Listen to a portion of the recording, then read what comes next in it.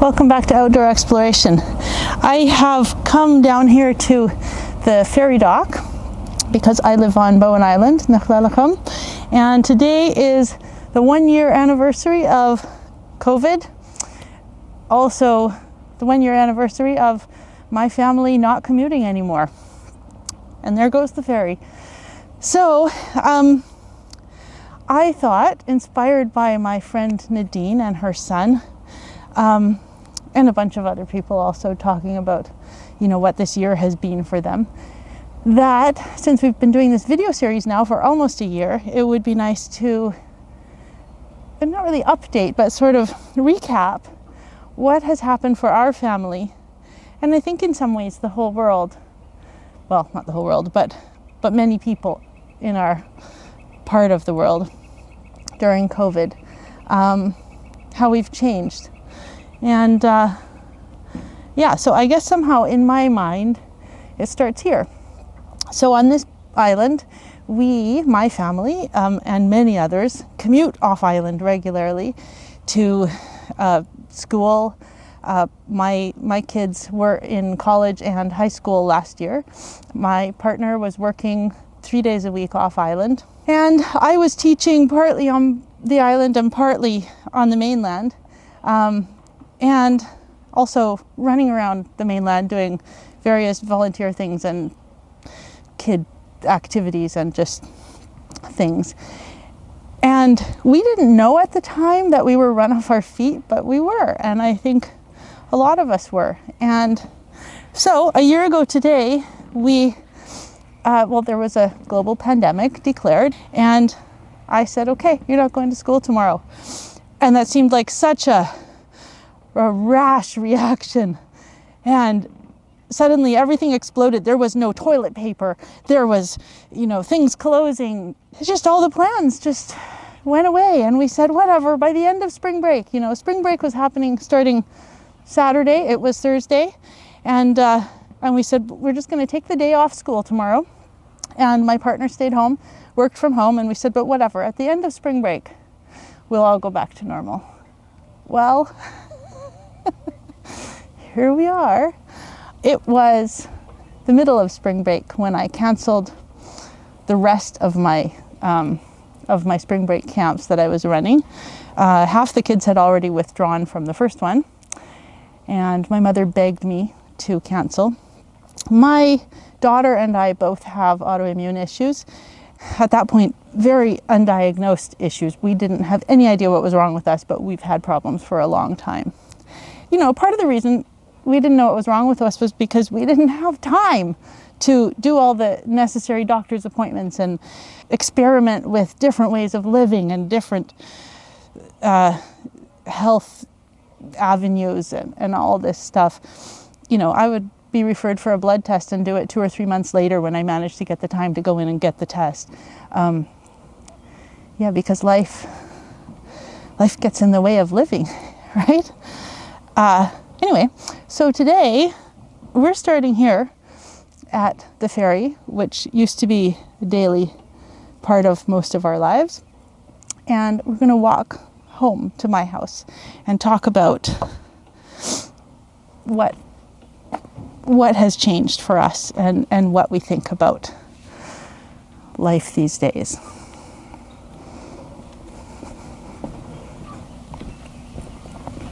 So the first thing that changed was my partner got his life back, and his love, his passion, his mental capacity, literally.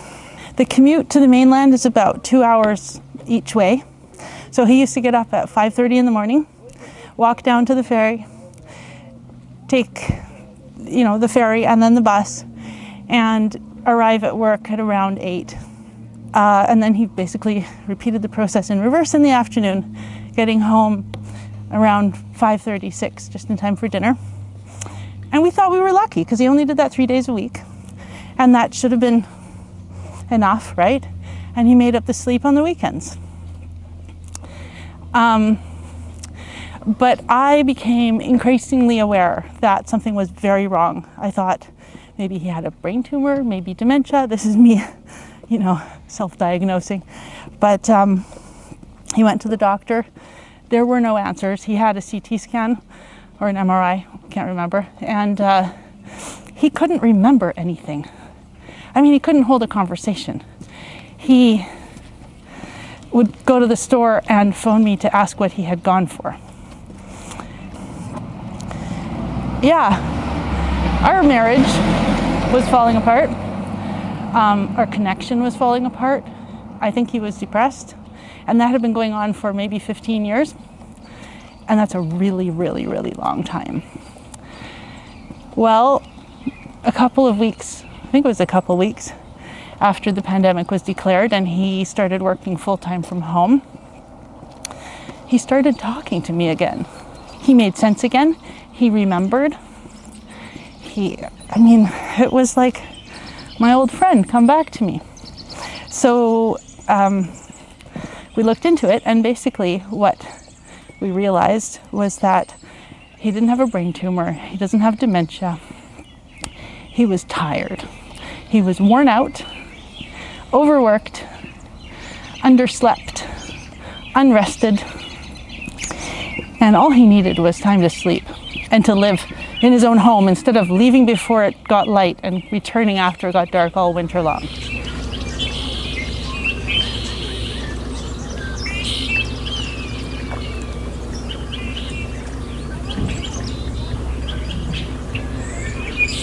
So this is where I feel like I need to talk about my privilege.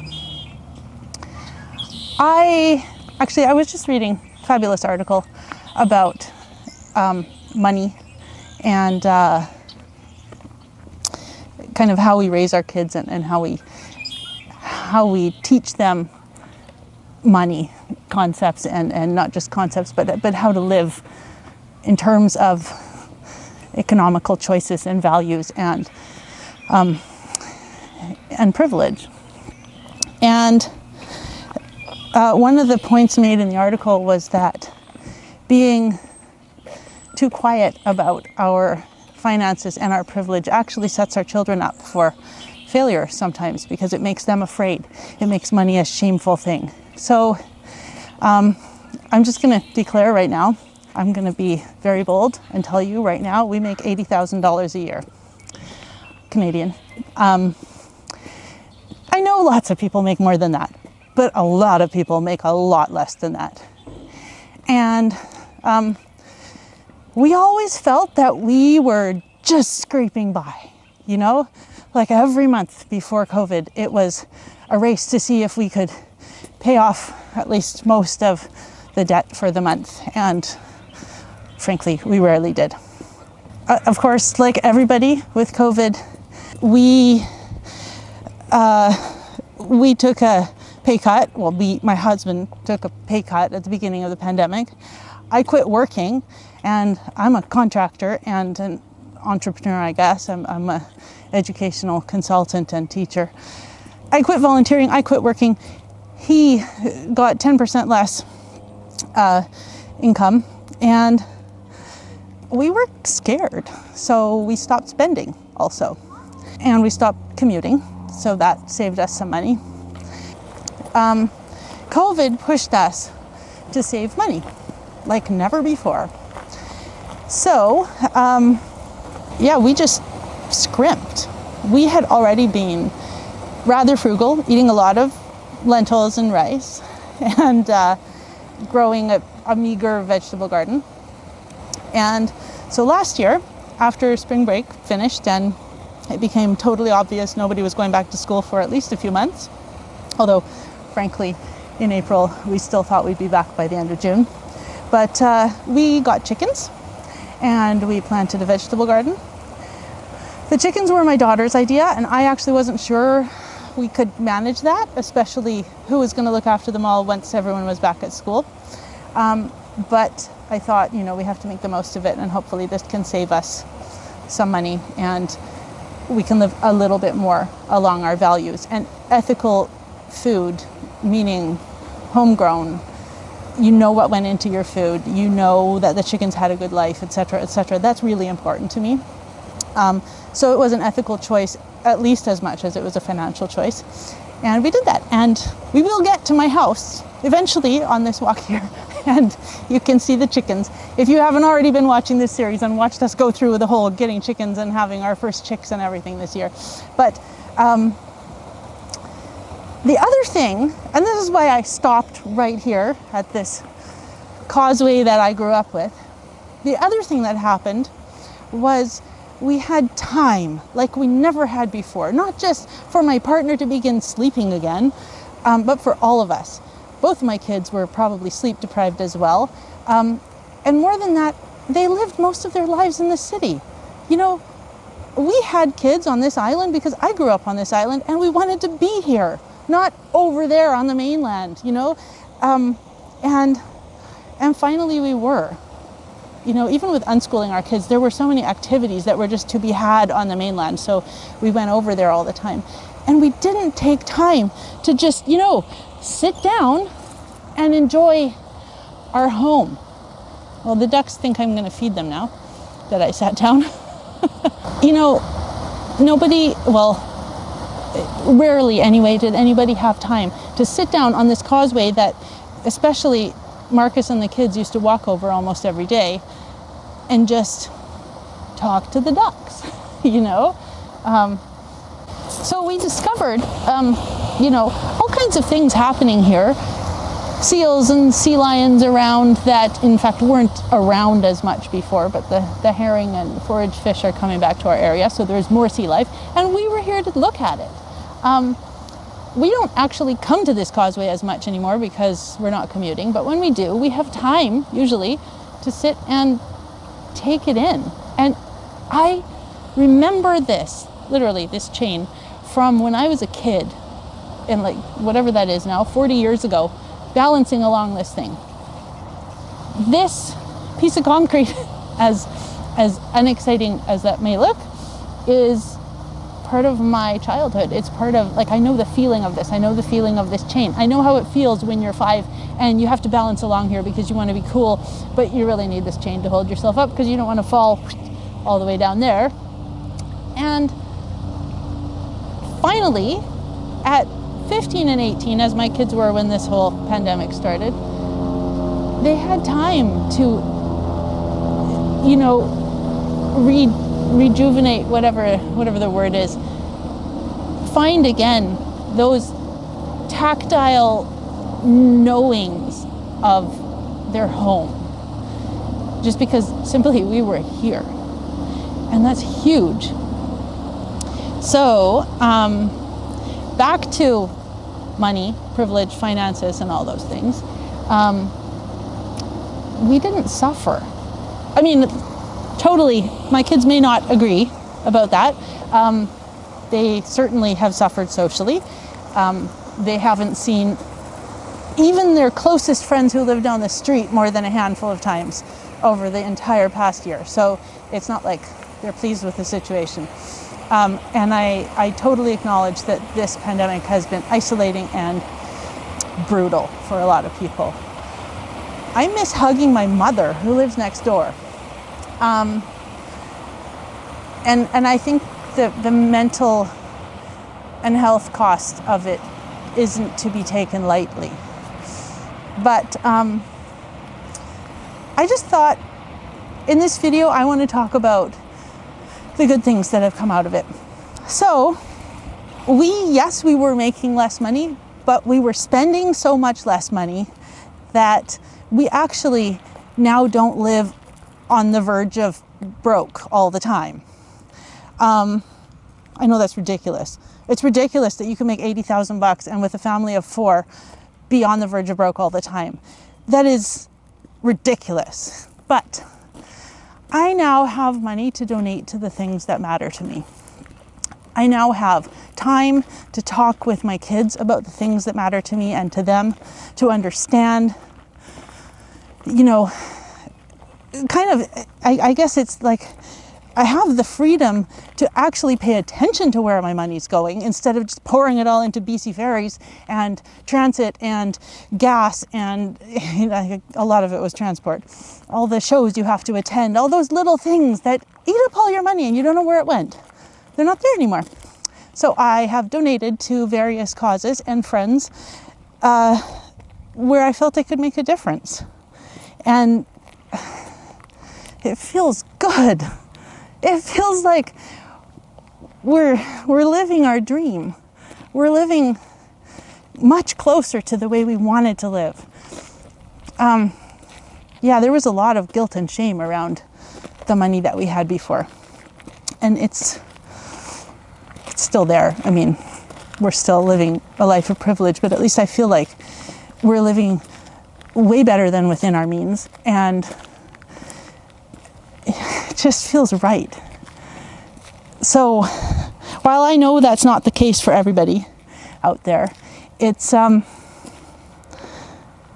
know for sure from talking to many friends that it's the case for many of us, and that we have more freedom. I mean, emotionally. We have freedom. Oh, well, we started this whole video series, so, you know, we've taken the time to go out and look at the world. And do you know how hard it is to not point out all the edible plants as I'm walking along right now? But all the things that were important to me have become possible, like the video series and consulting for free. Because since I'm not spending money and nobody else has any money either, I've started doing alternative education, and well, it's basically explorative learning consulting for free. People just phone me and I help them, and that's it. And do I maybe eat more simply than before? Maybe not, because I'm cooking a lot more. You know, like, hey, I've learned to cook a lot of things I didn't know before. And yeah. And it's spring. And we've had a year of coronavirus, and now we don't know if, you know, by the time these plum blossoms here come out again next year. Sorry, okay, I couldn't help myself. Look, everybody, it's wild plum blossoms and some lichen. We don't know if by the time these come back out next year, we'll still be isolating ourselves. I really hope not. But if we are, I do not plan to go back to living the way we did last year. Let me show you our house. Let's keep going.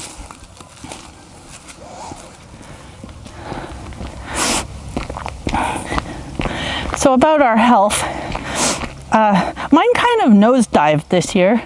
I didn't actually walk the 3 kilometers, well, about 2 of them between the ferry and my house, because I can't anymore. Or at least if I do, I will be doing nothing for 2 or 3 days after that.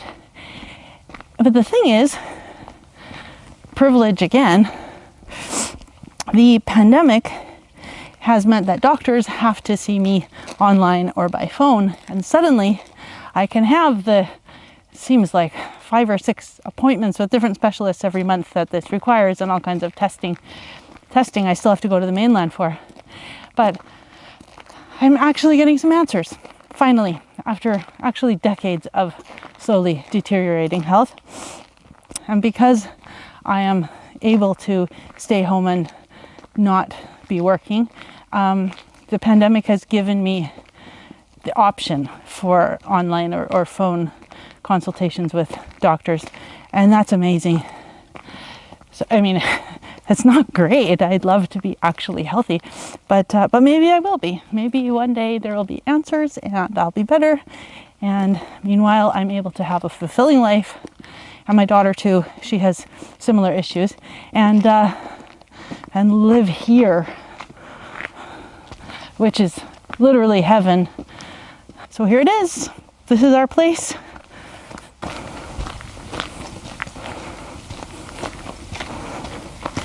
So as idyllic as this bit of a construction site looks, there was a lot of fear. though we knew we had privilege, and we totally do, as we're here literally expanding our garden for the second year in a row. But it's always scary to take on big life changes. And one of the things we had to do last year was doctor our own cat's feet. This is Looney. And Looney sounds like a weird name, but that's what we call you, right? She very severely sliced her feet open last winter. And we doctored them ourselves. You want to get down? Go ahead. We also had to do surgery. I personally did surgery on a chicken for the first time in my life. I've had to put down 6 chickens due to illnesses and injuries. We've had to learn how to keep chickens. I killed and we slaughtered 11 or 12 roosters for food, which was actually really hard. I'd done it before, but I'd cleaned chickens before, but I'd never actually killed them myself. I had to learn to do that, and it was challenging for me, emotionally and ethically, even though I still feel that raising our own meat is really the only ethical way to eat meat. And here on the West Coast, without a lot of land to grow, we have about a 1/4 acre that we use of my parents' property here. Without a lot of land to grow a lot of food, it's really, I think chickens with a good life is one of the more ethical decisions. So anyway, we've had to face a lot of choices and questions in our values and our choices in how we live. This kind of sounds random, and I guess I have a hard time talking about things that are difficult. I'd rather just tell you everything's great. But I guess the reason I like to put a positive spin on things is because it's better to find a positive solution. And we know we have a lot of privilege, and we know this pandemic hasn't been easy for basically anybody probably, and that a lot of people have suffered a lot. I mean, we've lost people that we love. None of them due directly to COVID, but we know people, close people who've lost people they love due to COVID. And I guess I just feel that you can't make anything better by living in misery. You make things better by making things better and being generous when you can and making beauty out of what there is. I'm standing here in this heaps of old junk everywhere. Sometimes it doesn't look very beautiful around here, but something about living within the confines of my actual values feels like an accomplishment, and it feels like something good that came out of COVID. And I really, really hope that we manage to maintain that, even if, well, I hope things don't go back to normal. That's what I'm saying. Not if they go back to normal. I hope they don't. Let's go sit with the chickens, because I find great, great joy in being with my chickens.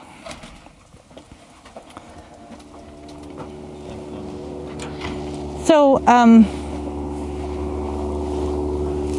hey, lovely. What, you're just going to fall on me? Oh, you're going to sleep already. That was fast.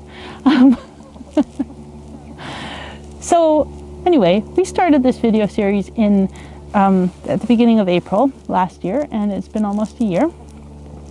And just like COVID, we thought it would go for a little while, and then we decided a little while more, and a little while more, and here we are at a year.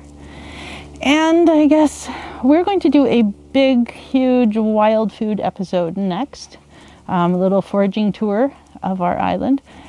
But I'm not sure where to go with it after. We're wondering if maybe after having done a year, we should call it quits, or should we come back with another episode once in a while? Maybe people want to know how our chickens are doing. Maybe some random wild foods still, but we've done so many already. I don't know. We're thinking about it. We don't know where things will go from here.